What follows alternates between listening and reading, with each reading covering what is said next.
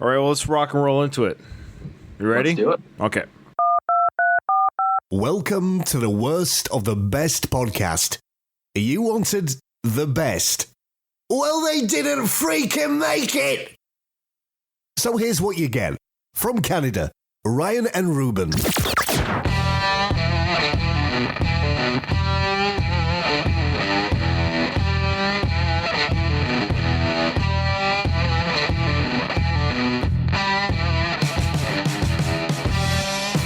All right, welcome to the Worst of the Best podcast. I'm your host, and with me again today, joining us to fill in for Ruben, who has obligations to attend, is Drew. You may have heard him. He guest host on the only two Third Eye Blind episodes. He was an amazing guest host then, and he also guest host on last week's Matt Damon. Certainly not a downsized episode, supersized episode of Matt Damon. Today we are doing, speaking of bigger than life, larger than life, we are doing wrestlers, the top wrestlers of the 1980s. And we're talking, of course, the only wrestlers that matter, the WWF or WWE wrestlers of the 1980s. We're going to talk about what they mean to us, why they're in the best list, and however, as per the rules of this show, if you're a first-time listener, maybe you're here because you're a wrestling fanatic, so you came to listen to an episode about wrestling. The way this show works, we don't pick the best. No. We only pick the worst from that best. Even amongst the best wrestlers of the 80s, there is somebody, for some reason, that is the worst. All right, Drew, how you doing? I'm doing very well. Thanks for having me back again. Thanks for bringing me in only to speak about my most enthusiastic nerdisms, things that really get me going from a hobby standpoint. We've talked about Third Eye Blind. We've talked about the great Will Hunting. I'm sorry, his name is Matt Damon. Mm-hmm.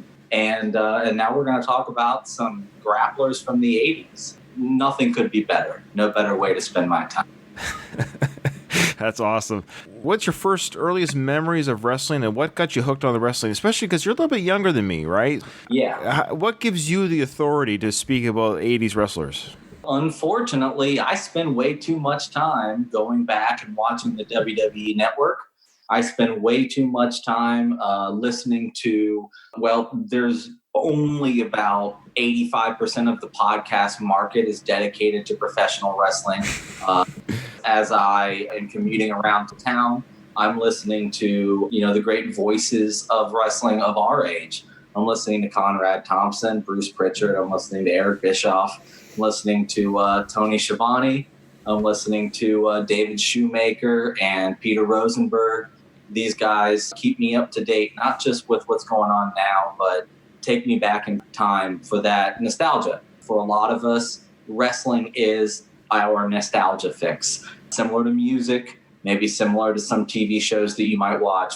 Even though I was a very, very, very small child during the 80s, these wrestling moments from the 80s, they still strike me as having that same value.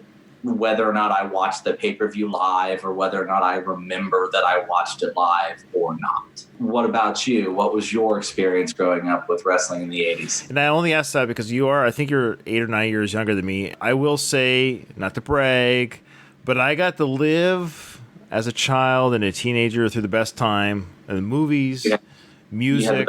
Born in 75. So when WrestleMania 3 came out, I was 8 years old. I was like, are you kidding me? It was the talk of the town. Andre the Giant pulling off that Hogan's Cross in Piper's Pit. That was unreal. We couldn't believe it. We went to school the next day saying, can you believe Andre turned heel, man? It broke my heart. As a child, it broke my heart. Wrestling has been in my blood as a young child when it was happening live. My mother would let us watch Saturday night's main event. And yeah, this is like the early days. This is pre-Raw, of course, pre-SmackDown, but this was their version of SmackDown and Raw back in the day with Saturday night's main event. And it felt like pay-per-view back when I was a kid. We were young, so my mom, bless her heart, she would let us nap. So we'd go to bed at 7, 8 o'clock at night, and then she would wake us up at midnight to watch this locally on our TV. Oh, the best mom ever.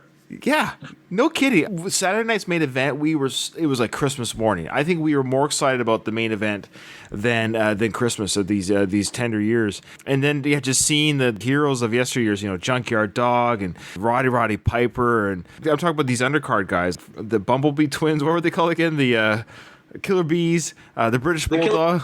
Yep. B. Brian Blair. But then, of course, we'll get into the big names. So as a young kid, wrestling was everything. And I was a mark in that I truly believed it was real. It didn't even occur to me. I was young. Like, I probably still believed in Santa when I was 8 years old.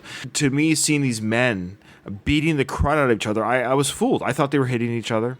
I had no idea that things were scripted. I had no idea what sports entertainment was. This was wrestling. These were men who were fighting for the title. They were just as betrayed as we were when they turned heel and things like that. Yeah, it wasn't until I forget what age I was, but I remember my dad kind of telling me, like, it's not real. And I think I know what he was saying as an adult. But as a child, I didn't understand what that meant, because I would say to him, I remember being so defensive, or not defensive, but defending what I saw, saying as a young child, saying, "Oh, Dad, they're hitting. You can't fake flying through the air," I would say. You can't fake those things. And I was trying to wrap my head around what he was trying to say, but now I know he was saying that it was scripted, that the outcome was predetermined before they entered the ring. That they're... Oh, I don't want to hear it. I don't want to hear it. I know. I'm kayfabe only. Kayfabe only. Stop. So we might have some listeners like, what's kayfabe? What's a mark? You said at the age of 8, you were talking about somebody turning heel. Now, Right. did you really say that? No, not at 8. You said he's a bad guy. He's a bad guy. Yes.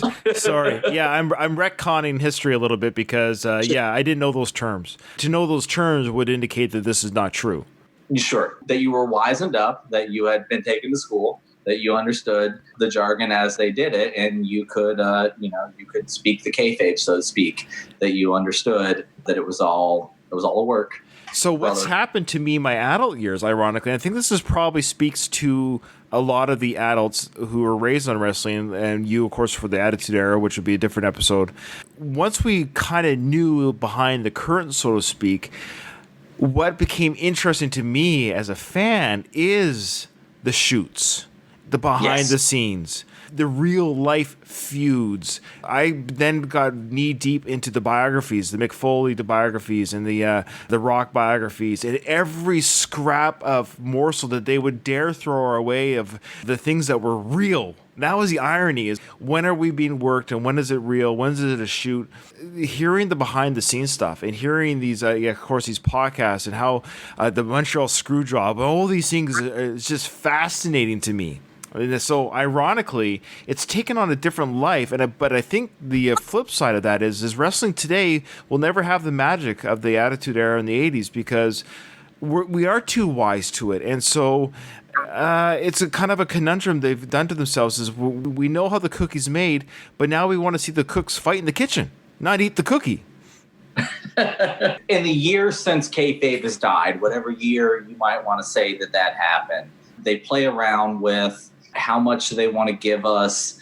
Do they want to work the boys as they do, meaning that they would tell a story that only 3 people know about, like the Montreal Screwjob? Or do they want to lean into the athleticism, which is what it seems like they do now, which is to say, look, obviously the stories are predetermined, but you can't fake flying through the air and landing on somebody. Right. You can't fake, what is very obviously bodies colliding in great athleticism. You can't fake a 560 flip or whatever you might say. That seems to be the way that they go now. And there's reasons for that. It's the death of kayfabe. It's the death of people that are willing to live the gimmick as it is. It's the end of all of the wrestlers going around pretending like they hate each other even when they're at Burger King.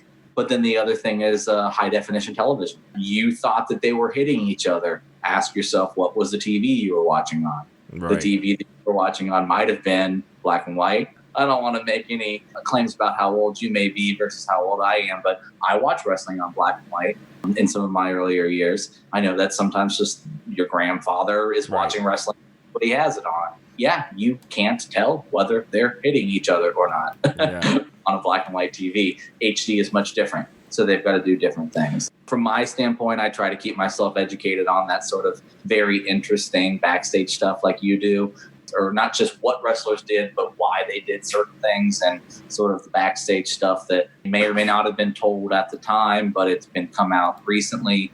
I'll tell you a couple of sources that I rely on would be, and you talked about some of the things that you would read out there. I don't know if you ever read any dirt sheets. You ever read any dirt sheets? Explain to the listener what those are. A dirt sheet would just be wrestling rumors. Right. A dirt sheet would be unofficial newsletter of things that a person who may or may not call themselves a reporter, may or may not call themselves a journalist, but this person happened to be backstage and they talked to the boys. Right. One of the boys said this, or one of the promoters said that. And then you publish that in the dirt sheets because that's an indicator of what really happened, not what they put out on TV, but did somebody get in a fight with somebody? Did somebody steal somebody else's girl? Did somebody betray sort of some of the backstage ethics that may have been in play at the time? And is that why something happened or didn't happen? During the 80s, as we're talking about, those things often had as much to do with politics or backstage sort of presentation as it did out on the stage or in the ring. The dirt sheets are a way to do that. I've relied on, for my research, some things that may be called dirt sheets, things like the Wrestling Observer by Dave Meltzer, 1982. It's a weekly newsletter that talks about upcoming plans and why things happen and what's going to happen and why it didn't. I've also relied on the longest currently published English language wrestling publication, which is called Pro Wrestling Illustrated. Pro Wrestling Illustrated has been on newsstands since 1979. And it's usually the one that you would go to pre-internet to get really cool pictures of your favorite muscly, oily, head bandanaed hero, right? But it also does do things like they have votes for Wrestler of the Year, Match of the Year. They give accolades. Those accolades are some of the ways that you determine who are the best and who are the worst. Okay, well, let's get into it. Let's get into the list. We'll draw from those feelings on the character, what it meant to you as a child or later years, and who they were to you. You know that some of these guys on our list did not wrestle for the WWF or the WWE. Yeah, you're right. And that's true. When I was a kid, I only knew about the WWE and WWF. It wasn't until the Attitude Era and the internet that I was able to investigate and look at the other regions. You should call them promotions. Promotions, thank you. Well, we'll get to those individuals that didn't fight during the 80s at least. Everyone's had their time in the WWE or WWF since then. When I watched wrestling, there's a couple of people on this list that did not fight that I ever saw on screen. But I heard about them by reading other wrestling magazines as a kid. I'd be like, who is that individual? Why is he so popular? Why? Because he's not in the WWE. And I didn't understand about promotions in region areas where wrestlers were popular in, Southwest USA, for example. You can pretty much put together like any combination of a noun and a direction and then some sort of synonym for the word group, and you've come up with a wrestling promotion.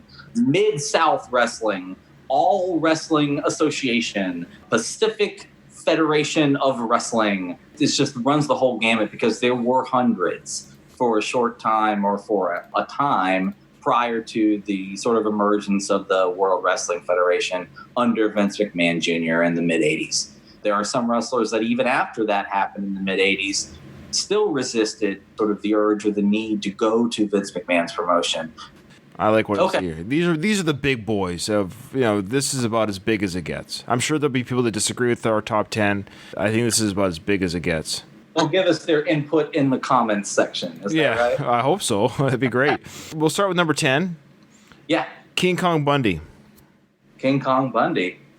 I remember when King Kong Bundy entered the scene. Of course, I don't have the stats in front of me as to when he entered, but I remembered he was a nemesis to Hogan, of course. He seemed larger than life. He was kind of a gross-looking guy, whereas some of the wrestlers weren't gross-looking. He was a good heel. He was kind of big and hulked around and had his arms out with that invisible lat syndrome, walking around with his kind of gut. But he was tough, and he would bleed from the head, which was always gross for me as a kid. I had a hard time with the blood. I was never a fan of that. I'm not a fan of that style of wrestling where when the wrestlers, of course, now we know they cut themselves a little mini blade on their forehead. But as a kid, I thought they truly broke their head open on the steel matches or whatever. You always wondered how everything was so sharp in the ring that they were in, right? Yeah. Well, yeah, I love how they split their head open, but they never got a bump on their head in the process. I never connected those dots, that they would cut their skin open, but they would never have a lump on their head. It was weird how they all knew how to do that. It was like they were geniuses in a very specific science. So, yeah, King Kong Bundy and Hogan had a great cage match, and I think Bundy did cut his head open, if not both of them, for that match. I believe that they were really leaning on blood in that era. It was something they were in that big blue cage. You remember that one? Oh, yeah. Yeah. Funny enough, I had some wrestling toys, and I had a King Kong Bundy toy, and that stretchy kind of plastic rubber toy that they have with the wrestlers. They kind of bounce off each other. They're the size of a Barbie doll. I loved my King Kong Bundy, so I kind of had a soft spot for the old Bundy there because I had a toy of him that I grew attached to, even though in the ring he was kind of But that's a sign of a good heel, right? You love to hate him.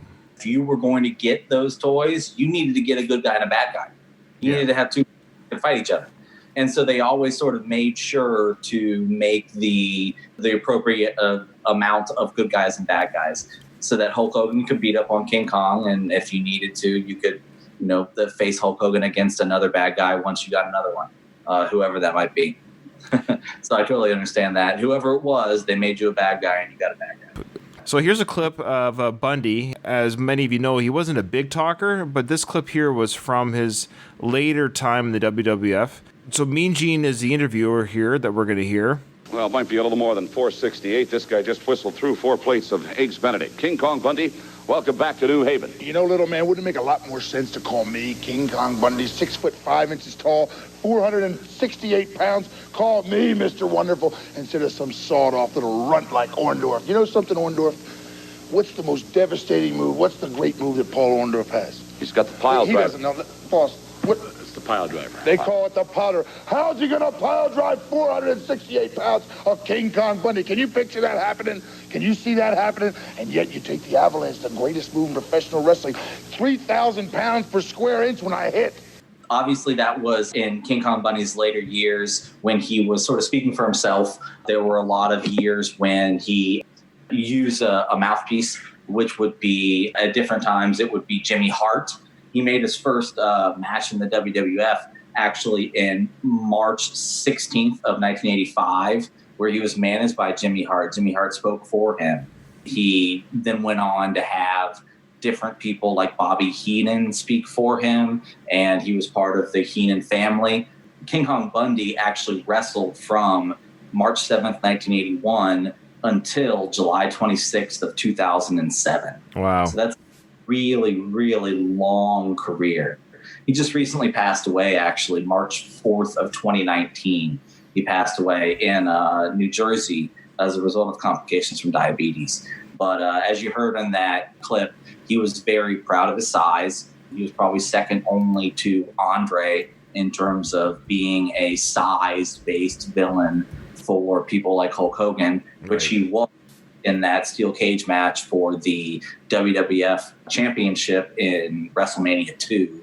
That was a WrestleMania that took place in Atlantic City. Unfortunately, King Kong Bundy, after that match, did not have a lot of success as a main eventer. At WrestleMania 3, he was involved in a 6-man tag team match where his partners were midgets. At King of the Ring 1987, he lost in the finals to Randy Macho Man Savage, and he ended his WWF career in late 1987 while he was sort of engaged in a feud with Bam Bam Bigelow. Remember Bam Bam Bigelow? Oh, Ryan? yeah. Yes. He wore the flame leotards. He had the flame leotards. He shaved things into his head. He wasn't completely bald, but the hair that he did have, he used to do sort of interesting things with his hairstyle. King Kong Bundy did not ever win any championships while he was in the World Wrestling Federation. He won the World Class Championship Wrestling American Heavyweight Championship twice in 1982, but that is not considered a very significant title in the grand scheme of things. Do you remember when King Kong Bundy was an actor in the late 80s, right? Yeah. 2 episodes of Married with Children, yeah. Yeah. I saw those because I was pretty into Married with Children. Yes. And when it was streaming that I like rewatched them. And I rewatched them and I go, wow, King Kong Bundy was in this one. I was in love with Christina Applegate. Oh my goodness. Because you have to keep in mind when it started, the show started, I think in 87. I was 12 years old. Okay, so you were right around the time for that raunchy comedy. What's Al Bundy's name? Is it Ed O'Neill? Yeah, Ed O'Neill, the actor. And he's great in Modern Family as well, so. Oh, he's fantastic. He's still doing stuff. He's the King Kong Bundy of acting, I think. Yeah. Well, he did 11 seasons of Married with Children and 11 seasons of Modern Family. Go figure. He's made his money in Hollywood. If only King Kong Bundy could have gotten that longevity. Right. Did you ever see the movie that King Kong Bundy was in? It was a Richard Pryor movie called Moving in 1988. Did you ever see that one? No, I did not. I missed that one. It was something of a small part, apparently. In that era when wrestlers were getting movie parts and King Kong Bundy was Hulk Hogan's foe at a WrestleMania. So if Hulk Hogan was getting movie parts, then why not King Kong Bundy? King Kong Bundy had his last match in Somerset, Kentucky against Hacksaw Jim Duggan in 2007. Oh, yeah. Yeah, the mentally handicapped Duggan. Ho! Oh! Yeah. So King Kong Bundy was simultaneously used to go against Hogan many times, but he also did have a lot of famous clashes with the other big, huge guys of the era. People have written biographies on these guys. There's a lot to say about every one of these, for sure. For me, I only kind of have memories. I haven't done a lot of research, so your stats stuff is really interesting. I just I don't have it, so I can only speak to the memory and the feeling of the wrestler. I'm here to help you. You remember that bloody cage match? I'm here to tell you about his time in the Von Erichs territory. Oh boy! All right, the next we have is Rowdy Roddy Piper, fellow Canadian, by the way. That's right. Yeah, he's the only one on our list that's a fellow Canadian for you. I mean, I'm a Floridian, so eventually we'll get to the point where we talk. Yeah, we know which guy's from Florida. The Floridians seem to be a little bit higher on our list than Rowdy Roddy Piper. Well, and I love Piper. I mean, he was kind of like the first not bad guy, but kind of bad guy. He was just such an antagonist. Yes. Yeah, he was a prick. Yeah, but he was so fun.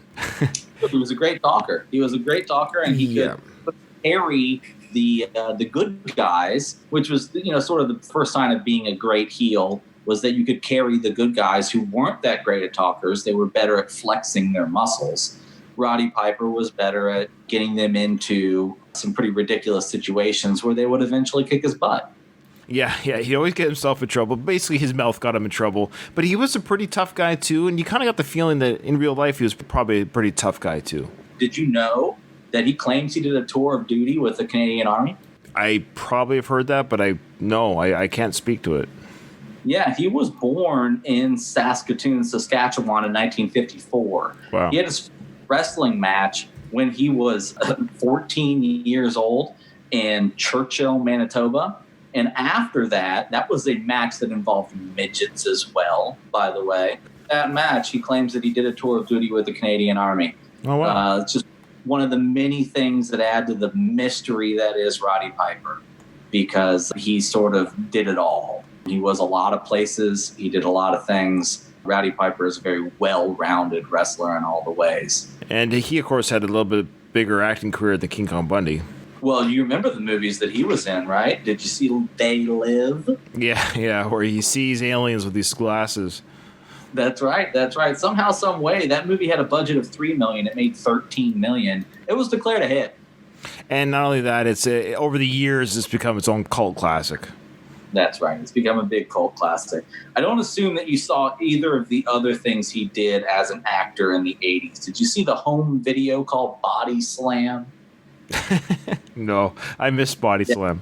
He did a straight-to-home video movie called Body Slam. That was in 1986. He was also in a movie that was a post-apocalyptic comedy in 1988. It was called Return to Frogtown. I never saw when he was originally there, so I guess he went back. I'm sorry, he went back where? To Frogtown. You ever saw the original Frogtown? No, it was so he was there before, but I guess this story dealt with going back. This story was all about like keeping you wanting more. So when they said return to Frogtown, they immediately wanted you to go and see if you could find the original Frogtown. Well, I've got it here. It says Hell. It's called Hell Comes to Frogtown. Hell Comes to Frogtown? Yeah. I don't have that movie in my research. Tell me about Hell Comes to Frogtown. Maybe it was known by two different titles. It's very with these. Sorry, Hell Comes. So he did return. That was the original film. Hell Comes to Frogtown was part 1. Part 2 was Return to Frogtown. When did Hell Come to Frogtown come out? Well, Hell Frog. Nothing's better than this conversation. Hell has come to Frogtown in 1988, but he returned to Frogtown in 1993, 5 years later. Oh, okay. Well, there it was. He spent a lot of time dealing with Frogtown. Maybe that's why he wasn't winning WWF champion. Well, you know why it's called Hell Comes to Frogtown? His name is Sam Hell.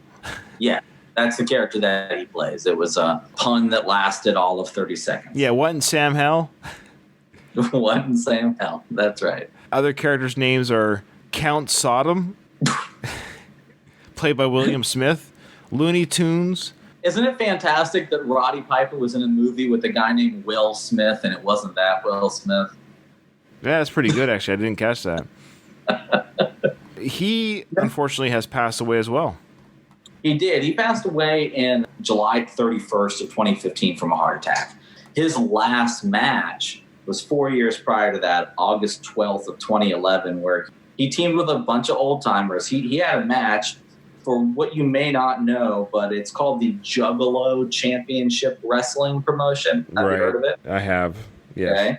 All right. He had a match where he teamed with Bob Orton. That's Randy Orton's father. Teamed with Bob Orton to fight Mick Foley and Terry Funk. That was in 2011. Wow. That was about 2 months after he fought The Miz for the WWF Championship at a match on June 13th, 2011 in Nassau Coliseum. Man, wrestling at 57, eh? Wrestling for the title at 57. It's something that he did. Wow. Did you know that he lost half of his hearing in a match with Greg Valentine in 1983? Okay. He was in a dog collar match against Greg Valentine where he lost half the hearing in his ear because Greg Valentine smashed the dog collar against his head too hard. Roddy Piper. Obviously, he was a very big part of the Andre the Giant heel turn. He feuded with Hulk Hogan in the mid-1980s. He was a big part of WrestleMania 1. He was actually named the match of the year by Pro Wrestling Illustrated in 1985 for his match against Hulk Hogan and Mr. T at WrestleMania 1. Nice. So this guy has a match of the year under his belt, so give him credit for that. He had a real-life spat with Vince Russo. He blamed Vince Russo on Owen Hart's death. Well, Roddy Piper didn't get along with everyone, as you can imagine. Didn't get along with everyone. You have a clip of Roddy Piper, though, don't you? What I'm doing out of the kindness of my heart, I have a gentleman here named Frank Williams. Frank Williams, first of all, I don't know where you come from. I'm from Columbus, Ohio. From Columbus, Ohio. I've wrestled in Columbus, Ohio. I've never lost a match in Columbus, Ohio. Have you ever lost a match? Yeah. You have. See, it seems odd to me when you're talking about fighting careers and a career like myself. I went on the premise of never having to lose a match. I've never lost a match in my whole career. I've had different things happen to me, but I have never actually lost a match because I figured once you were defeated one time, that it would take that oomph away from you that you needed. Yourself, you're just the opposite. I have never seen you win a match in my whole career of watching you, and I've seen you've been around. You've fought some tremendous fighters. I've seen what you've done, but you lack the guts. You lack the authority to go in there. You lack the guts, and when you're against the ropes, what you do is instead of going after a man, you just back off from him, maybe a little cowardism, maybe what you do, maybe you should be making pizzas. I'm not a coward of nobody. I'm not afraid of nobody, otherwise I won't be down. Wait a second. Just relax. This is verbal. This is not physical. Pizzas or something like that, maybe. I said, I'm not afraid of nobody. I'm always inside the ring, no matter what. And I don't run from nobody. You got no room for nobody. That's a wonderful thing. You got no room for nobody, but you're a lousy wrestler. It's as simple as that. I might be a lousy wrestler, but I'm still in there, and I'm not afraid of nobody. Piper hammering away. Oh, no. Piper all over Frank Williams. What? Unbelievable. It's simple as this. Oh, Oh, no. Oh, that's incredible. Oh. They think they got the answers. I changed the questions. As a lot of people know, this is one of the more iconic Roddy Piper catchphrases. Being the host of Piper's Pit, he was a different kind of talker. He was a different kind of promo. He always interviewed people, and he always turned it into a fight. And that was sort of the first kind of guy to do that. He has been mimicked by wrestlers throughout the ages that have these sort of interview segments. I'm partial to the one that we listened to, not just because it's the first one where he used the phrase, as soon as you think you know the answers, I change the questions. That's what he said. But he was also chatting with a guy from my hometown from Columbus, Ohio. So I appreciate that. And he kicked that guy's butt, but he deserved it. Yeah, nice. All right, Governor Ventura. Governor Ventura, is he number 8 on our list? 10, 9, yes, number 8. Quite the life, eh? Quite the life. Actor, governor, wrestler. To try and talk about Jesse Ventura and just talk about his 80s wrestling career is kind of wild, right? Because once he got into the 90s, he got very politically oriented. He obviously had some success in that realm. These days, I don't know your opinions about Jesse Ventura, but I take him largely as a conspiracy theorist. That's what he's at now. That's where he's at right now, yep. That's where he is right now. You've done some podcasts on conspiracy theories. Do you take any of your source material from Jesse Ventura? I don't think we've taken any of our source material from him, but I think he buys into some of the topics we brought up. Are you familiar with anything in specific? Well, a lot of it, of course, is the... let's see here. I know he's big on, 9/11, probably. I can't even imagine what Jesse Ventura has to say about 9/11. Is he the kind of guy that says that their fuel wouldn't have burned hot enough? Well, he had his own TV show called Conspiracy Theory with Jesse Ventura. It says here that Ventura will hunt down answers, plunging viewers into a world of secret meetings, midnight surveillance, shifty characters, and dark forces. It aired on True TV. And you subscribed and watched every episode? No, I never seen one. He had 3 seasons of that, and that, of course, that got shut down by the Illuminati. So the Illuminati. He's also written books on conspiracies, and whatever the case may be, he's made money from believing in conspiracies. He's made money from it, so bless his heart. And he's still alive, so he's the first one on our list right now who's still breathing air. That's right. We don't have to tell any stories about when or how Jesse died. He was born in Minneapolis in 1951, July 15th. He had his first match with Central States Wrestling April 24th of 1975. He beat some jobbers in that match. He actually had his very final match in 1990 on March 25th, where he teamed with the very last guy we talked about. He had a tag team match with Roddy Piper against the Orient Express. That was a WWF match in Los Angeles. Jesse Ventura is one of the guys that, from a title perspective, is a little less accomplished than the others on our list. Right. On some regional tag titles in some of those NWA territories with people like Adrian Adonis and Buddy Rose, but he never rose to have any titles in the WWF. No. He was voted by the Wrestling Observer the best color commentator in 87, 88, and 89. Well, that's how I knew him. That's really kind of how I knew. He was when his glory days in those promotional wrestling circuits, I only kind of knew him as a kid as the guy that always kind of cheered for the heels when he was commentating. He'd always smack talk Hogan and other things. I very rarely saw him wrestle as a kid. He was very eloquent. He was very verbose. We're going to listen to a promo later where he's just saying all these words that you're not going to hear in any of these other promos that we're going to hear. Because this guy was quite intelligent with the way that he structured his promos and the way that he approached things. Will be going against my guest at this time. And on the line, the Intercontinental Championship of the World for you, Jesse the Body Ventura. Welcome back to the Bay Area. Well, you know what? This is going to be truly indeed a sad day for old Chico from Tijuana. Well, he's from Tacula, Mexico. Well, yeah, that's a suburb of Tijuana. Who cares, you know? You ever been down there? You ever faced Chico's revenge when he'd sell you one of them tacos? Wow, 24 hours later, you pay for it, Mean Gene. Along with a little Mexican tap water. Yeah. Yes, I get it. Let me say this to you, Chico. It's going to be a double loss to you. Number one, after I whip you for your Intercontinental title, you're facing a lawsuit from me, my man, for coming out on national television and lying lying to all the people in the Bay Area, telling them Jesse the Body Ventura hit you with brass knuckles, Chico Santana, the last time in that tag match when me and the Macho Man slapped you and that Pedro Morales from here all the way to San Jose. We even, when they were done, they even asked us. They didn't know the way to San Jose. I got that the first time, Jesse. Because we knocked them out. Chico, all you got was a fist sandwich. And what you gonna say this time? What will the excuse be this time, Chico, when Jesse the Body lays the big fist right in the chops and you're down for the 10 count? You not only lose the Intercontinental title, but you lose all that money when I take you to court, Chico, for lying, for slander, for doing what you did to me, saying I hit you with a foreign object. How atrocious will you be? All right, I thank you, That Jesse insults Ventura. my integrity. Tomorrow night, And you know I got Coliseum integrity. Arena.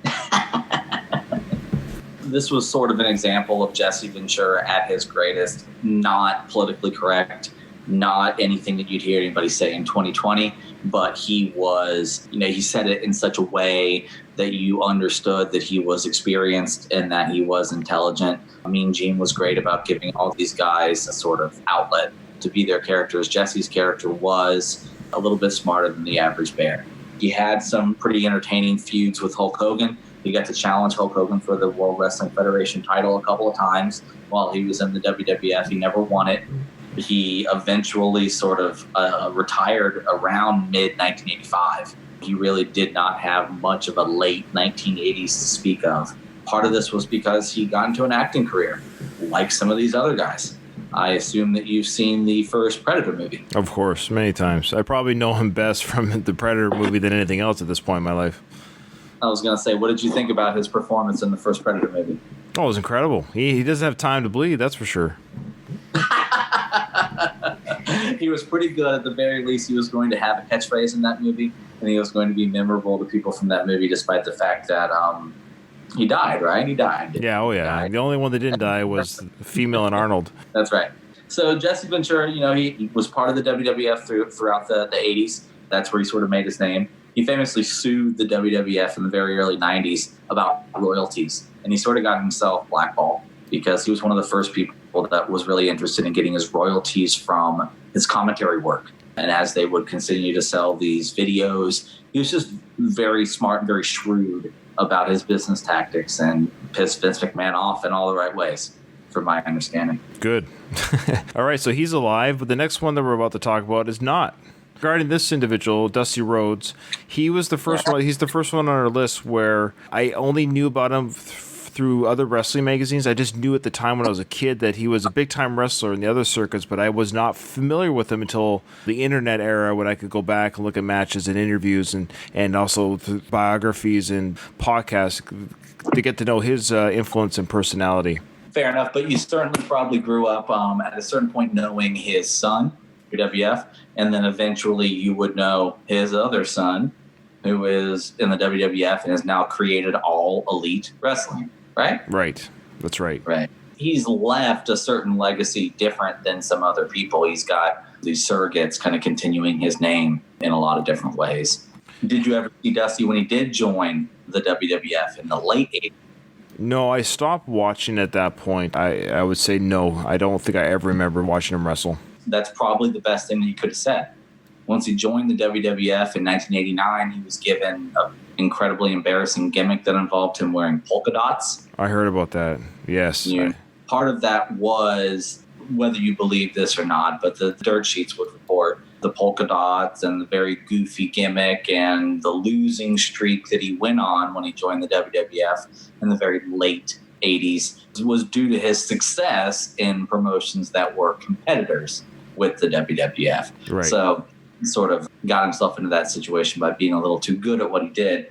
Dusty Rhodes was originally a part of the NWA Alliance. He was originally part of those territories that made up the NWA in the late 70s. He won his very first world title in 1981 over Harley Race. He beat Harley Race for the NWA World Championship on June 21st of 1981.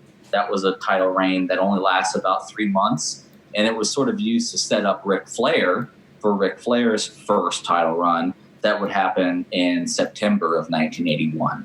So both Dusty and Rick both got their first big breaks right within 3 or 4 months of each other in terms of winning their first world titles. Dusty won another world title 5 years later. He won that over Ric Flair at the Great American Bash in 1986 on July 26th.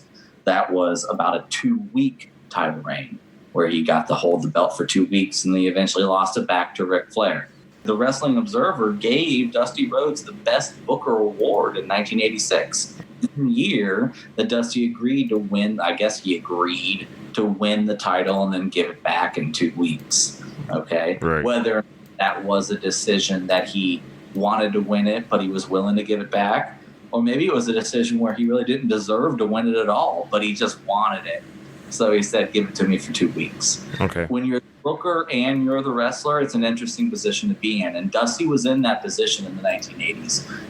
He won the match of the year in 1986 for his steel cage match with Ric Flair.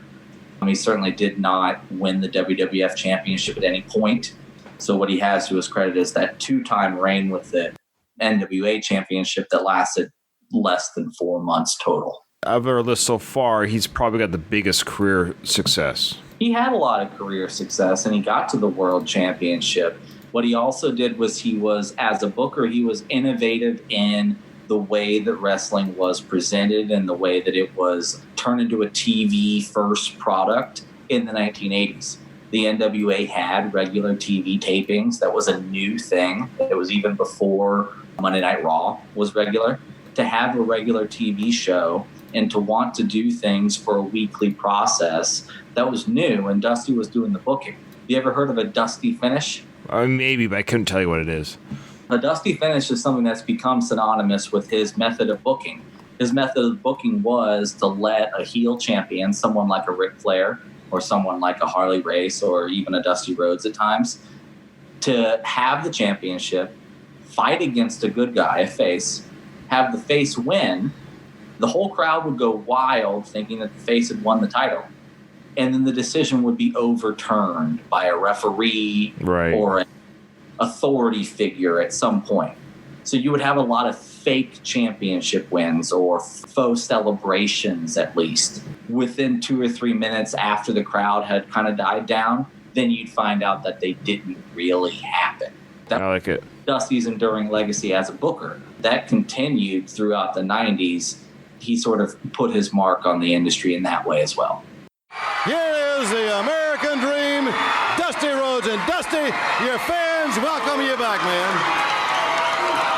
First of all, I would like to thank the many, many fans throughout this country that wrote cards and letters to Dusty Rhodes, the American Dream, while I was down. Secondly, I want to thank Jim Crockett Promotions for waiting and taking the time, because I know how important it was. Starcade 85, it is to the wrestling fans, it is to Jim Crockett Promotions. And Dusty Rhodes, the American Dream, with that weight, got what I wanted. Ric Flair, the world's heavyweight champion. I don't have to say a lot more about the way I feel about Ric Flair. No respect, no honor. There is no honor among thieves in the first place. He put hard times on Dusty Rhodes and his family. You don't know what hard times are, Daddy. Hard times are when the textile workers around this country are out of work and got 4 or 5 kids and can't pay their wages, can't buy their food. Hard times are when the auto workers are out of work and they tell them go home. And hard times are when a man has worked at a job 30 years. 30 years, they give him a watch, kick him in the butt, and say, hey, a computer took your place, Daddy. That's hard time. That's hard time. That Hard Times interview is an emotional piece for me. It's his face persona. It's his common man, his everyman, his working man persona. That was kind of what he did best. The way that he spoke, the lisp, it's just so iconic. I've heard a lot of people reflect on that as maybe one of the best professional wrestling interviews ever. And it's sort of hard to put your finger on that. It really depends on what you like in an interview.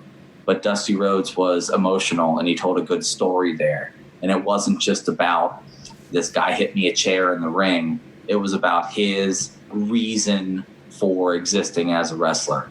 And I feel like that gets lost sometimes. We don't hear a lot of those types of interviews these days. All right, beautiful. Coming to number 6, I think this is fair. The Ultimate Warrior, another very dead wrestler on our list. So far, we're 1 for 5 are alive. 1 for 5. This would be 1 for 5 as far as who is still with us. Okay, so Ultimate Warrior, he would draw strength from the warriors above. He would enter the ring full. He would exude half his energy running to the ring. I think that's why his matches were so short, because he was so out of breath.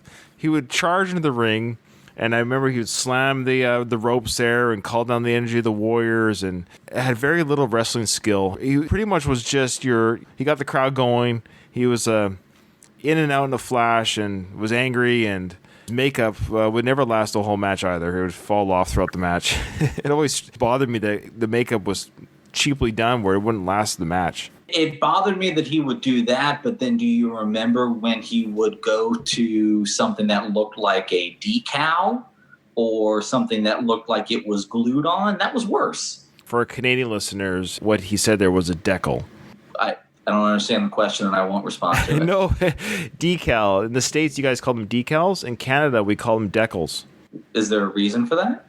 I don't know. Is there a reason why you call them decals? It's weird. I served in the U.S. military for 4 years on a base there, working with the U.S. Navy. Someone told me to go get a decal for my car. I was like, what? And I had to ask what that was. And they looked at me like, you don't know what a sticker is? So we'll just use the term sticker. A decal is what you put on your car window or for a parking pass, and that's what they were telling me to get. So I'm only saying that because we have a lot of Canadian listeners. So a decal is a sticker or a decal. I'm not even joking. I'm thrilled to know that you have a lot of listeners no matter where they are. Oh, yeah, I wish.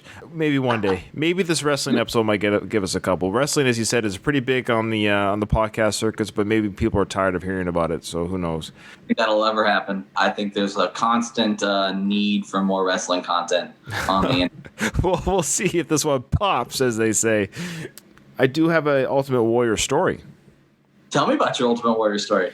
I had stopped watching wrestling at this point. This was 1990. I was at the Atlanta, Georgia airport flying from Florida to Seattle. I was with my friend who took me to Disneyland. And it's a long story how I ended up with my friend's family at Disney World, and we were returning flight back, so we just did the Florida to Atlanta, Georgia. And I'm in the airport, and I'm 15 years old. I'd stopped watching wrestling at this point. This is 1990. I stopped watching wrestling probably 86, 87. I'm 12 years old. You don't watch wrestling anymore when you're 12 years old as a kid back then. Watching auteur films. Yeah, exactly. I was rolling into films. I think I knew wrestling was quote-unquote fake, so the appeal of the outcome of the matches was really lost on me. Right. Anyway, so I was not watching wrestling anymore. I saw this guy sitting a few seats away. I could see that he was big. I could tell this guy was big. And my brain went to that this was a Seattle Seahawks football player, because I noticed a couple of people had gone up to him and he shooed them away. I'm like, okay, well, he wants to be left alone because he's a football player and he's going to Seattle Seahawks, going back home from a football game. Why he's by himself, I didn't think anything of that. I just thought maybe he's just, he's a football player. And then I looked at him closely again. I'm like, oh my goodness, his hair was pulled back in a ponytail. Boy, I've never seen a football player with that long hair before. And then I'm looking closer. I'm like, oh my gosh, I said, you're the Ultimate Warrior. And he looked at me and said, shut up, kid. So that's your story. True story. True story. That is incredibly in line with all of the research that I've done about Jim Hellwig and his response to kids. Yeah. So I quote unquote, met the Ultimate Warrior. For a microsecond, I was in his in his life as I caused him irritation, that I found out who he was under no makeup, the long hair and a ponytail, and he was wearing casual attire. Because it didn't dawn on me. I'd only seen the Warrior dressed up in makeup and bands around his biceps cutting off the circulation. I'd never seen him just as a person. That's a great story. I don't think I have. No, I know I don't have any stories like that from any of the folks on our list. You are blessed to have at least the benefit of being casually dismissed by a former WWF world champion. It makes sense. It was definitely He was probably the only way that would have ever happened. I can't imagine he would have called me over and said, "Hey, do you want to talk wrestling there, kid?" Yeah. That's what I'm here for. I'm here to talk wrestling with kids. His character eventually did immigrate or migrate into a character that had the little warriors, just like the Hulk had the little Hulksters, and tried to be that guy. But he was only that guy for a couple of months, truth be told. Coming into the WWE, he was called the Dingo Warrior. He was not everyone's favorite locker room person. As a superstar in the WWF, he wasn't even really part of that for very long. He came into the WWF in June 17th of 1987, where he fought the Brooklyn Brawler. A lot of people's first matches were against the Brooklyn Brawler. God bless him. That was a match in Wichita Falls. He then had kind of like a feud with King Harley Race. And then he got into it with the Honky Tonk Man, and he won his Intercontinental Championship from the Honky Tonk Man. Did you like the Honky Tonk Man, Ryan? I'll say this with the Honky Tonk Man. He was my first introduction to wrestling podcasting. You listened to – wait a second. The Honky Tonk Man had a podcast? Yeah. Yeah, and he really spilled some beans on people. I can only imagine that that's the absolute worst thing to listen to. Honky Tonk Man's still with us? Is he still alive? I think he is. I really don't know. Yeah, he's still alive. He's 67. He currently lives in Gilbert, Arizona. Can you even imagine how on earth is a man named the Honky Tonk Man living in Arizona? He needs to be in the Tennessee, Kentucky area, no further. I just don't understand how that works. Yeah. I forget how I found that podcast. This was like years ago. And when I first started listening to podcasts 7-8 years ago, and he had a podcast, a very crummy podcast where he was just honky tonking on everybody. So it certainly wasn't any of the well-refined, historical, pointed Conrad Thompson podcast that we're talking about these days. No. This was just honky tonk venting. He had Psychic too. Oh, really? The roadie? I can't remember. Yeah. It was called, that's right. It's an online radio show right now. It's called the Honky Tonk Shake, Rattle, and Roll. Yeah, that should be illegal. Oh, it's on Apple Podcasts. Here we are talking about a competitor, I suppose. Well, I don't know how many episodes he's got recently here.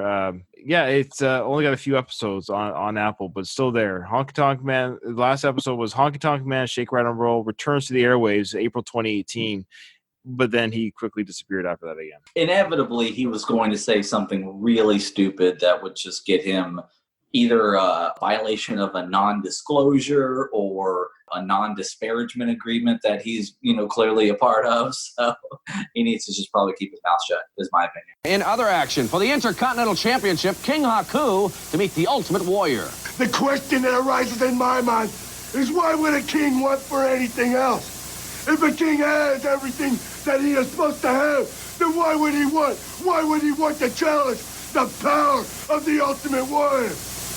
Well, it must be the thing that's hanging around my waist. You don't have to deal with me, King. You have to deal with all the warriors that were riding on all these huge, immense body parts of mine. If you think that your title and your desire and you have what it takes to come and challenge the Ultimate Warrior, then bring it with all the fire and fury that you can muster, because there's only one place to go when you challenge the Warrior. Down! The Ultimate Warrior to face King Haku, Friday night, January 13th at the Nassau Coliseum. It's a little bit less crazy than a lot of the stuff he got into in the early 90s, but a lot of people remember that. It was cocaine-addled and the rest. Yeah. We know that his energy that he got was not from the Ultimate Warrior Spirits in the Sky. It was just what was swimming in his nose. That's right. May you rest in peace, Mr. Warrior. Now this guy's alive. Ric Flair. Oh, Ric Flair. Yep, we'll move on to Ric Flair. Ric Flair is alive. He currently lives in Lawrenceville, Georgia, which is not too far from some of my family lives. So I'm just in that area from time to time. He made his debut in December of 1972, and he wrestled until 2011, where he has last match against Sting. So he had a almost 40-year wrestling career. This was after his very well-publicized retirement match with Shawn Michaels and several quasi-retirement matches with people in the 90s. But in the 80s, Ric Flair was known as the guy that had the belt. He had the NWA world title in the 80s. He never came to the WWF in the 80s. Of course, we know the WWF was really only a thing for about 83 on, but Ric Flair wrestled in the NWA territories, and he held their title on 7 occasions. He won his first title from Dusty Rhodes in September of 1981. He held it for 631 days, and then he lost it to Harley Race in St. Louis. He won it back about half a year later, 167 days later in Greensboro. Then he lost it again to Harley Race about 118 days later in Wellington, New Zealand. That's right. This guy was traveling the world defending this title. It's a little bit different situation than you had with some of the WWF guys who fought mostly in Canada or the Northeast. He won that title back from Harley Race 2 days later in Singapore. He held that title for 44 days, and then he lost it to Kerry Von Erich in Texas in May of 1984. But then he got it back 2 weeks later in Yokosuka, Japan. So this is a guy that's won world titles in many different places throughout the world. It's pretty cool, I thought. He held that title for 793 days before he lost it again to Dusty Rhodes in Greensboro, North Carolina in 1986. Dusty only held the belt for 2 weeks, and then he gave it back to Rick in St. Louis. And then Rick held it for another 412 days before he lost it to Ronnie Garvin. He did that on September 25th, 1987. He won that belt back from Ronnie Garvin in less than 2 months in Chicago. He held it for another 452 days before he lost it to Ricky Steamboat in February of 1989. He won it back 76 days later for his 7th time during that decade on May 7th, 1989 in Nashville, Tennessee. And he held it again for 426 days. Wow. That time, he formed the Four Horsemen, which is his famous stable with J.J. Dillon, Arn Anderson, Ole Anderson. These are the guys that would sort of build their legacy alongside Rick, and Rick couldn't have done it without him. He was the Wrestler of the Year for Pro Wrestling Illustrated 1981, 1984, 85, 86, and 89. He was the Wrestler of the Year for the Wrestling Observer for 82, 83, 84, 85, 86, and 89. He had the Match of the Year between those two publications a combined 10 times. This is the Wrestler of the 80s. If you look at it, he fought all the guys that people know about. The only mark on his legacy is that he didn't work for the WWF. Yeah. As a kid, that was the thing, I was like, he's no Hogan. He's no Hogan. And they really played on that in 1991, 92, when Flair finally came to the WWF. Did you watch any of those? You were a little older.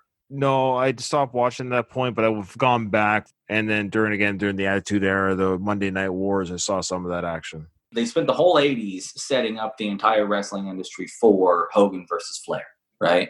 When they eventually got both of those guys in the same promotion at the same time, they screwed it up. Of course. Of course. So that's where we are with Ric Flair. God bless Ric Flair. He's got a legacy just like Dusty Rhodes. His daughter is a 12-time women's champion in the WWF right now. She's chasing his legacy. If she does anything right, she's going to beat his 16 world titles pretty quickly. And, Charlotte Flair. Yeah, she does. Ashley goes by Charlotte. Yep. She's nothing to sneeze at. Nothing to sneeze at. She's a tall drink of water. Yep. I would let her do a full body press on me if she needed. She could practice her moonsaults on you. Yeah. What's that move when they tape the thighs and squeeze your head? It's called the thank you. Can I have another? Yeah. I'd be dead in 2 seconds, but die happy. So Ric Flair, for you, if you didn't experience him in the WWF, no. you know about him culturally. Yes, of course. I mean, through magazines, of course, again, through my study of wrestling in the internet days, yes, I'm very familiar with him and the time that I saw him in the NWO and what have you. Yeah. Oh, gosh, the NWO. Yeah. Ric Flair in the NWO is a lot of stuff that a lot of people would like to forget. His work in the 80s is absolutely remarkable. He really carried the ball for them for an entire decade, and then being the NWA, which eventually became WCW, which eventually became WWF, and that's a mouthful. The heavyweight champion of the world, Nature Boy Ric Flair. Ladies, woo, it is so hard to be humble when you're looking like Ric Flair. And to cap last night's events, As I walked out of New York City today, every woman within 100 yards was hollering, "Here comes the boss." And Bruce Springsteen was nowhere to be seen. Bruce Springsteen, if you can follow my act in New York, then you will be the boss. Now, let's talk about what's happening. Baltimore, Philadelphia, Magnum TA. You know, girls, I know you like it when I slide out of these clothes.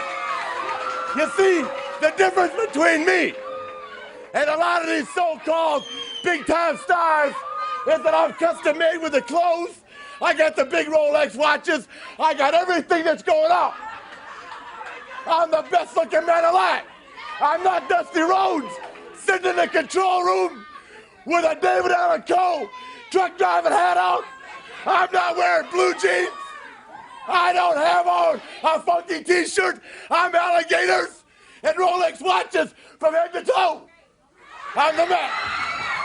And you see that I can roll up this shirt and I can drive us. Take a look at that, huh? Arnold Schwarzenegger, be glad you're making movies. You see, I'm what it's all about, girls. I'm what's happening. I'm the world champion. Now you look at Magnum TA. He looks like Jim Cornette with his clothes off. Magnum, how can you possibly expect to be the world champion with a body like that? Them teeny-weeny arms and those skinny-weeny legs and that so turkey-looking neck. And you want to jump on this? Don't wrap me up. Dusty Rhodes, Magnum TA, Nikita, teeny-weeny Buddy Landau. Woo. It makes no difference. When you're Ric Flair and you're the world champion, Tony, you just got to call it as you see it. Woo! It's pretty good, right? Iron Sheik, now this is our next one. He's number 4 on the list. He is definitely the first bad guy that I can remember. Well, he was definitely a WWF bad guy, and he was definitely one of the traditional foreign bad guys. As a trope of a wrestling heel, I don't know if foreign bad guy, I don't know if anything beats foreign bad guy, right? Enemy of the state. He was enemy of the state. Especially in the 80s, he gave his interviews, and sometimes he did not speak English, and that was a problem. And then in the 1980s, right? How dare you not speak English? Well, it's a problem now in some parts of the States, quite frankly. We're going to listen to a promo in a second that has him being reminded that he does know how to speak English, and that's kind of funny to me because these kinds of guys, that part of their gimmick was be confusing because that's frustrating and that will piss people off, right? Currently resides the fateful state of Georgia, Fayetteville, Georgia. Yeah, he currently resides in Georgia, but he was originally born in 1942 in Tehran, Iran. Is he truly a sheik, or he's just from Iran? He's absolutely not a sheik. He's just a dude from Iran. You know? He wrestled all over like some of these guys. He eventually came to the WWF from 1983 to 1987. Very, very, very quickly after joining the WWF in December 26th of 1983, he beat Bob Backlund for the WWF Heavyweight Championship. This was a shock, not just because Iron Sheik was only in the WWF for a few months, but also because Bob Backlund had the WWF Championship for 2,135 days. He had held that title since February 20th of 1978. Took it from the good guy, Bob Backlund, who I don't know if you follow the American politics, but after he left wrestling, he became a senator. Oh, right, yeah. No good reason other than people didn't knew his name, right? You know, he held that title for 5 years and he lost it to Iron Sheik. He only held it for a very short time. He held it for 28 days. And then who did he lose it to? He lost it to Hulk Hogan. Right. That's right. Do you have any vivid memories of when Hulk Hogan won the championship? I probably saw it as a kid. I don't remember. I've gone back and have seen it since. I've watched so many Hulk Hogan anthologies and matches. I've seen them win it from the Sheik and how crazy the crowd popped. It's an incredible thing to watch on YouTube. You want to watch that. It's a fantastic match on YouTube. One of the things that a lot of people don't know is that in the build up to that match that was set for January 23rd of 1984, that match was supposed to be Sheik versus Backlund. It was supposed to be a rematch of the championship match. very quickly, briefly before the match, Backlund back out, and it was Hogan. And so Sheik didn't have any time to prepare. It was that whole sort of thing. He thought he was fighting someone else. So Hogan got the jump on him, and Hogan held that title for, as we will hear, Hogan held that title for years after he beat the Sheik. The Sheik went on to stay with the WWF. He had a tag team with Nikolai Volkov. They were a bunch of bad guys. They had the tag team championship for about 78 days after WrestleMania 1. And then after that, the Sheik got arrested for driving around New Jersey with Hacksaw Jim Duggan. One of them was high on coke. One of them was high on weed. And so Sheik left the WWF for a couple of years after that. I'd like to bring in at this time, if I may, he is from Tehran, Iran. He is a former heavyweight champion of the world. He is the Iron Sheik. Iron Sheik, what do we have here? Number one, turn the book around, frontward. This is a foreign world. You don't have to insult me. Iranian writing is the opposite English. That's the Iranian writing. I was California a couple of weeks ago, What does this say? What does this say? That said the Iron Sheik. Please, cameraman, zoom to that thing very good. He's got it in there pretty That's right. Before even I speak, I prefer to speak to that people. خدمت همه شنوندگان ایرانی عزیز که در کالیفرنیا زندگی میکنن سلام عرض میکنم و موفقیت همه شما را آرزو میکنم. خسرو وزیری قهرمان تیم ملی ایران به آمریکا آمده. Sheik, what are you saying? Come on, you speak pretty good English.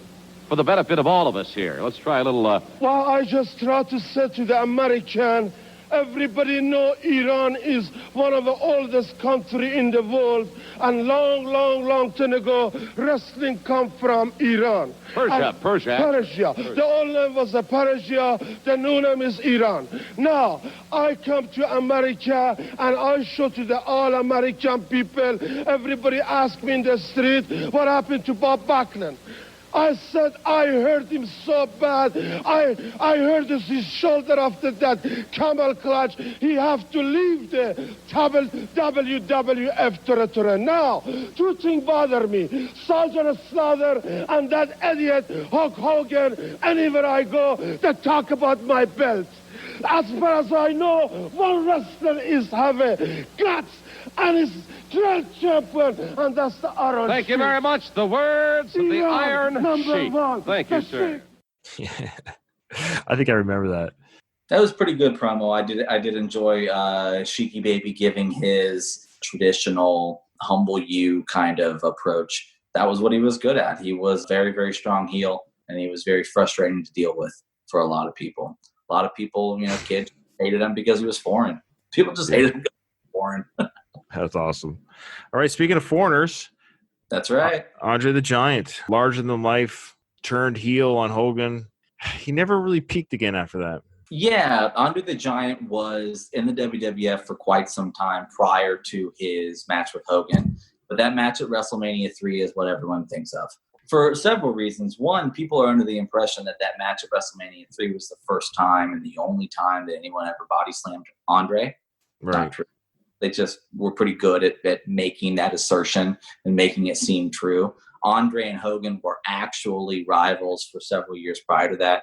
They had a match at what was called the Showdown at Shea Stadium in 1980, and that was in the WWF. It was in a baseball stadium. It was pretty cool. Andre the Giant had a lot of feuds with some other guys in the WWF, mostly the big guys. He had feuds with Killer Khan. He had feuds with Big John Studd about who was the biggest and the baddest. Right. But eventually, as they wanted to turn him into something significant, have him go after the championship, he had to turn on Hulk Hogan. And that was at that Piper's Pit episode that you talked about.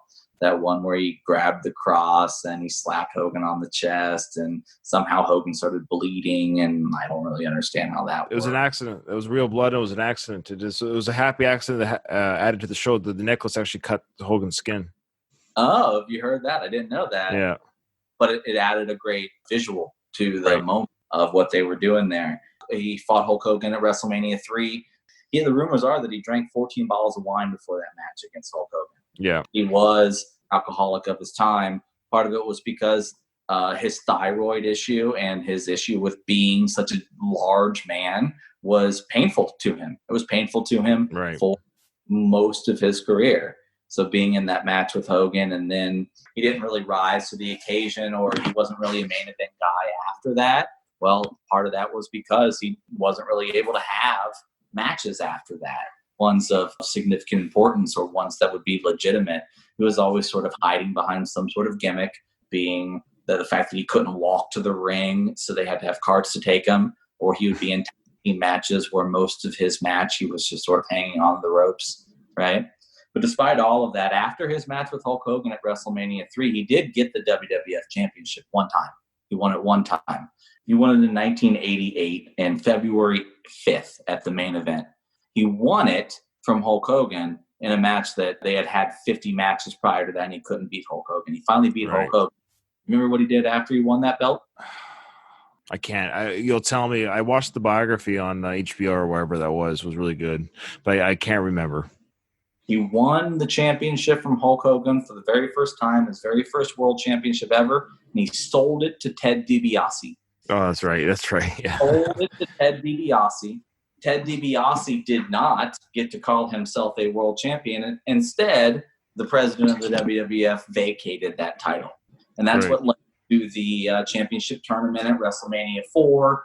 That's what led to the next person in our list to get their first WWF championship. And that's what really ended Andre the Giant's time in the top of the food chain. Andre, one thing. And I'm going to tell you one thing, Axel Duggan. You're the one who started, and you're the one who get the trouble. Because you're so stupid. You are the one who asked for it. You challenged me. You maybe put me down with that 2x4. But now it's my turn to put you down. But the way I will put you down, Dr. Duggan, I don't need a 2x4. The only thing I need is just my hand, Axel Duggan. I will get you by that neck. And I will squeeze and squeeze and squeeze, Duggan. I will squeeze until you got just a little bit there to say, I give. And you will give, Axel Duggan, because what you ask for it, you will get it, and you will get it the Giant way. Because now I'm mad, and when I'm mad, believe me. And one other thing, when he's mad, he's dangerous. More dangerous than any human walking this earth. So, Mr. Duggan, you get your board ready. Because as far as I'm concerned, you've had it. That's right. Andre used a mouthpiece for much of his career. Bobby the Brain Heenan was the best of all the mouthpieces. This promo was a little bit of him talking after Andre set him up. And rest in peace, Andre, and rest in peace, Bobby the Brain Heenan, and rest in peace, Mean Gene Okerlund. Boy. That's right, all of them. Speaking of rest in peace, I will say this right now, my favorite wrestler of all time, Macho Man Randy Savage. That's pretty fantastic that we both agree on that. As I was looking at this list, I was wondering, what does Ryan think? Who's his guy? I pray to God he wasn't a King Kong Bundy fan. The thought crossed my mind that maybe in the ways that we agree on different things, maybe we agree that Macho Man Randy Savage is one of the best. I loved his style. I loved his energy. I loved his wrestling ability.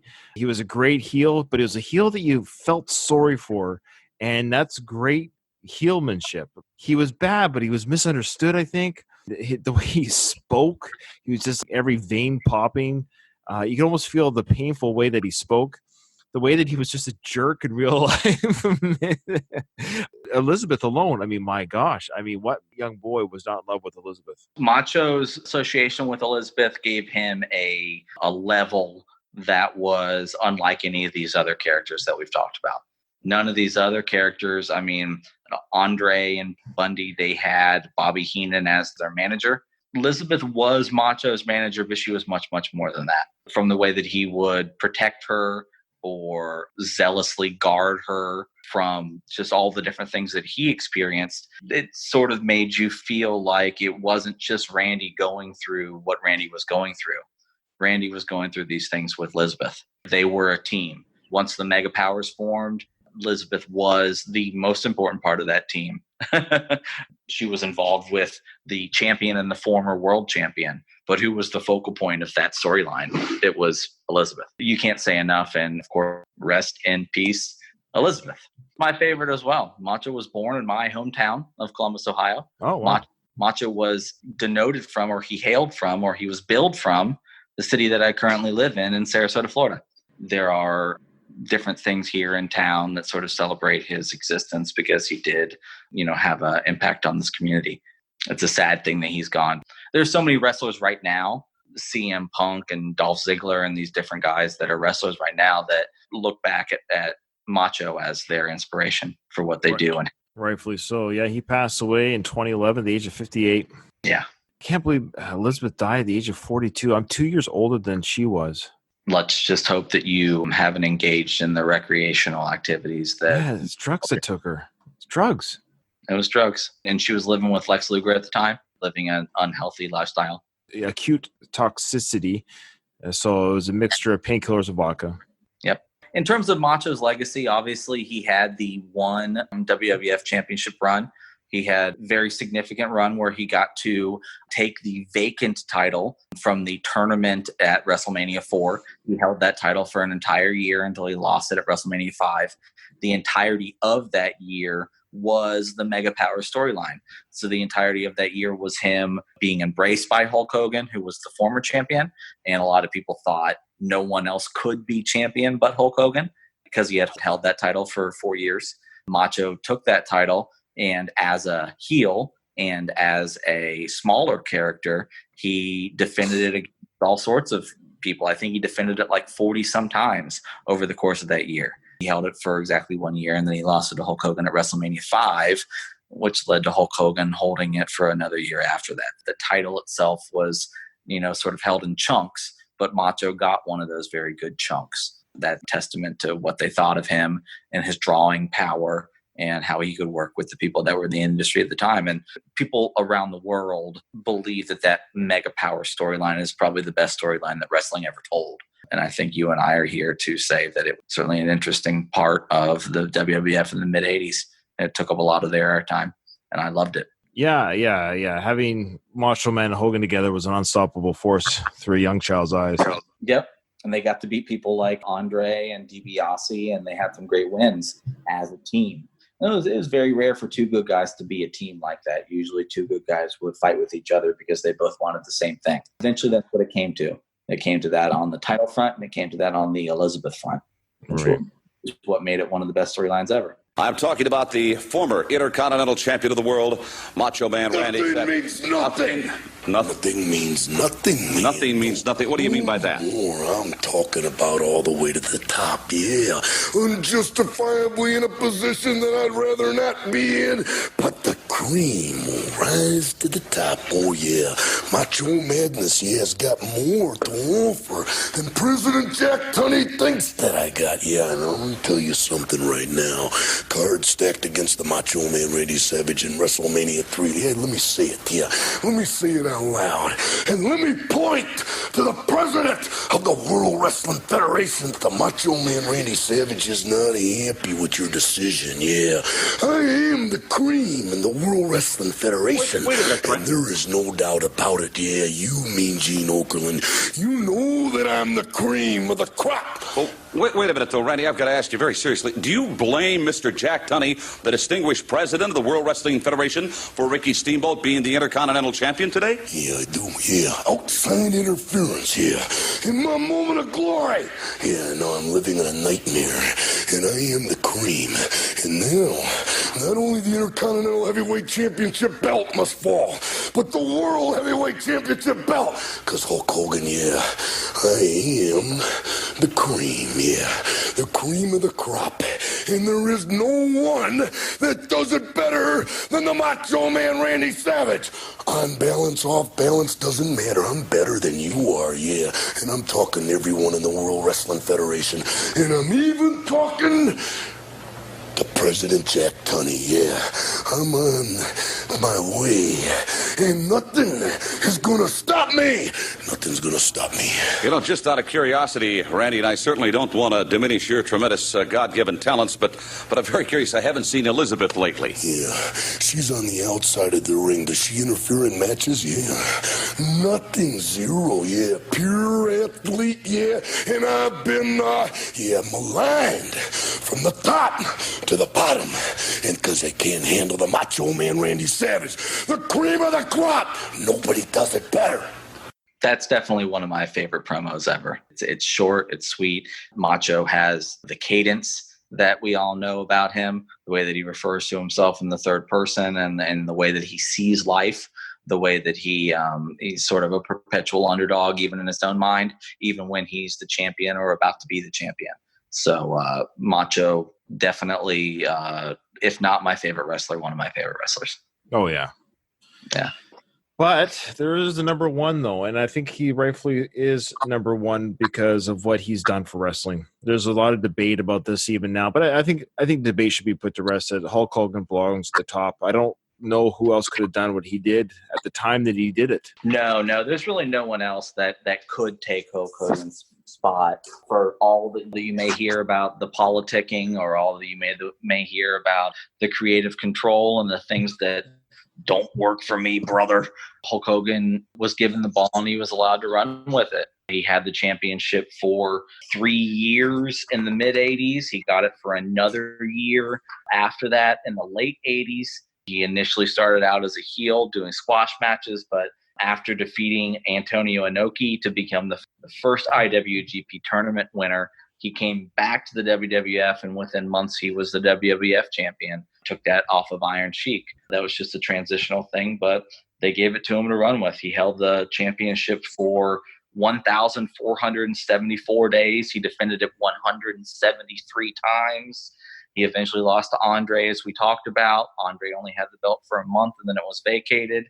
Hogan got it back as soon as he could a year later at WrestleMania. And then he held it for another year before he lost it to Warrior. All of wrestling was centered around either Hogan had the champion, or Hogan was the championship, or Hogan was passing the torch. Hogan was the guy, or the guy to make the guy. There's no debate about that. I don't know. We all have emotional moments about Hogan and the little Hulkamaniacs, and I was the littlest Hulkamaniac, the tiniest Hulkamaniac. I said my prayers and I took my vitamins and I believed in myself. Of course, I was a young child at the heyday of the 80s when he was at the peak of the world. And I truly, when I believed in wrestling and when I saw him got beat and when he got that energy and he hulked up, I believed it, and I got so emotional when he would come back and win. All was right with the world when Hogan won a match. When he lost the few times he did, it was so heartbreaking. It didn't make sense to me as a child. So even though I believed it was real, it still didn't make sense to me. This guy who could hulk up, why is he losing, right? So it was a bit of a weird conundrum. He was Superman. They gave him kayfabe immunity. Didn't matter who it was coming at him. It didn't matter, what they threw at him. He was able to take all of their blows and take all of that negativity, and he was still able to come out as the victor. And to us, I think with all great cartoons or all great children's stories, it does not matter what the bad guy throws at you. The good guy still wins. And that was the Hulk Hogan story over and over again. As you become older, you look back at those things and you just go, oh my God, when is Hulk going to finally lose? He's been winning for 5 years or 3 years or 10 years. The way that they were going then and the marketing that they were doing to children at that time, that was exactly what we needed. It was a storybook. He had sort of countless gigantic enemies thrown at him over and over again, hundreds of times, 150 times. He defended that championship before he lost it to Andre. He beat Andre a dozen times before he eventually lost it to Andre. And there was some shadiness about that kind of thing. And in the meantime, you know what he was doing? He was leaving to be in Rocky 3. And he was leaving to do, what was the other movie he did? He did Holds Barred. I must have as a kid, maybe. I feel like I did. The reasons why he would lose the championship and why we would be shocked, it's because he needed to leave for a little while to do a movie. Yeah, well, it's behind the scenes stuff a kid doesn't know about. But then when he just started doing his movie run, I was well into not watching wrestling. I even thought it was embarrassing that Hogan was doing stuff like Mr. Nanny and Suburban Commando and Thunder in Paradise. I was not watching wrestling at all during these moments. In my mind's eye, and probably in the wrestling's eye, it was over. The heyday was over. I was 10 years later. That's how I felt when The Rock did that shit.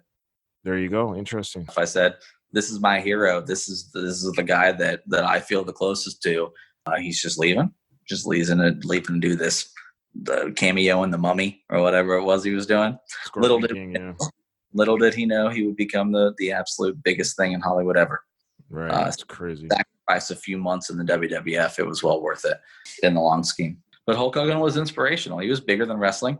rock and wrestling on MTV, his different movie aspirations. There's no reason why he wouldn't be number one of the 80s. There's really no reason why he wouldn't be number one of, you couldn't argue against him being number one on people's list of all time because he's Hulk Hogan. He's synonymous with the industry. Yeah.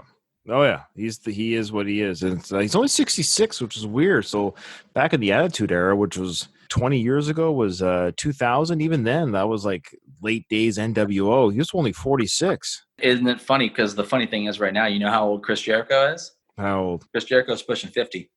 AJ Styles? AJ Styles has been 40s. That's weird because everyone was saying Hogan was washed up and old when he was 46, but that's not old. Hogan got injured several times. When Hogan got injured, he got 1980s back repair, right? He got some pretty stiff boards and screws stuck into his back and his neck. That's not the way we do it these days. So Hogan, well, he was a benefit and he was a victim of his time.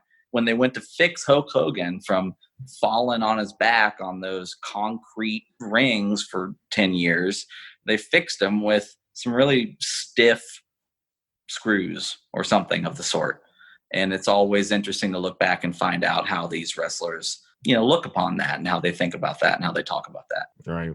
I know there's a lot that we didn't talk about. This is an episode that will deal with all the incidents, all the stories, but it's thousands. And like we said, there are podcasts literally just dedicated to the wrestling world. And we just barely not even scratched the surface. We haven't even pulled our hand out of our pocket to even touch the surface.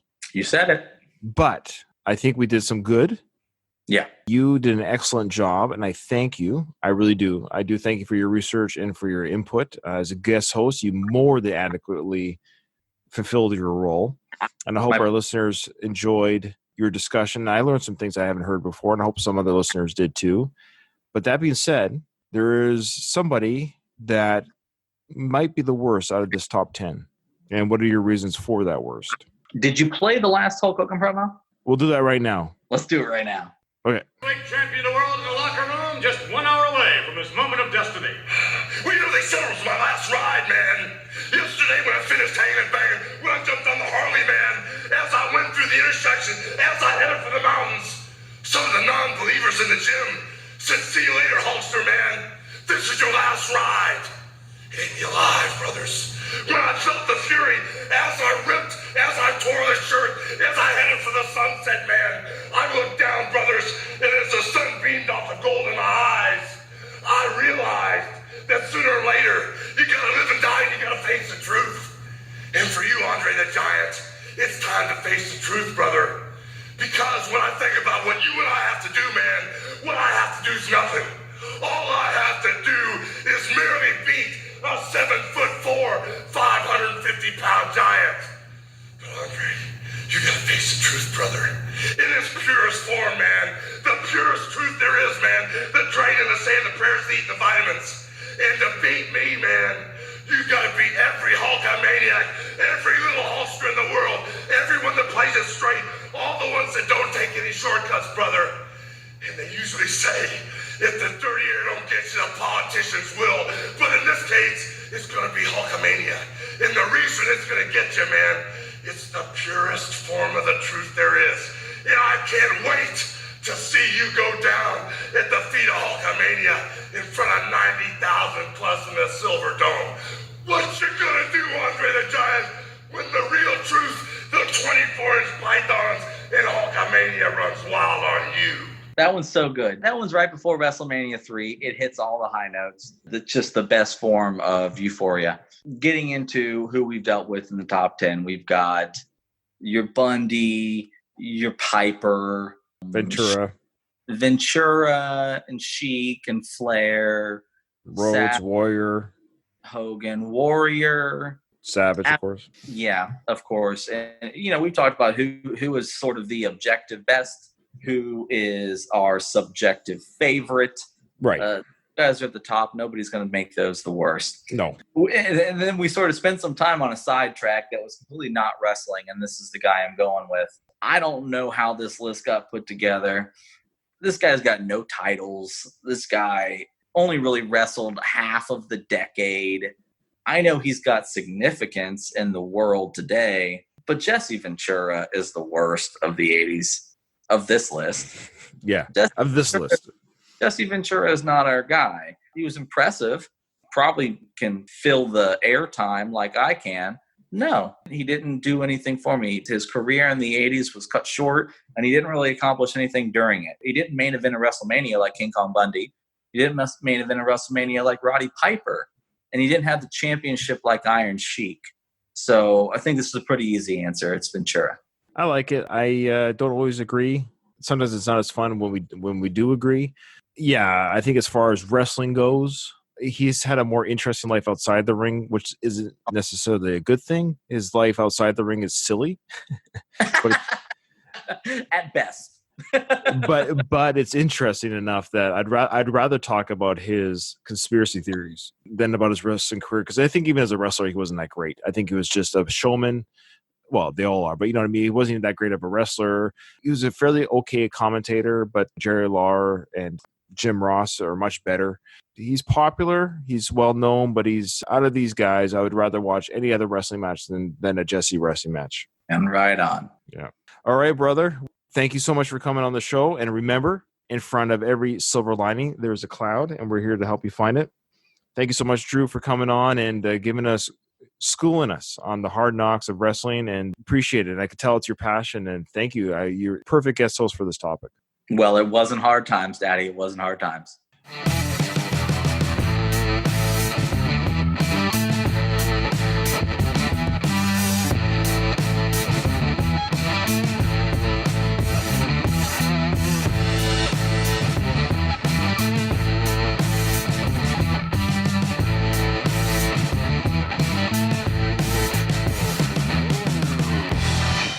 Thanks, brother, for coming on. And I was not fading out. I was listening. I was just resting my eyes.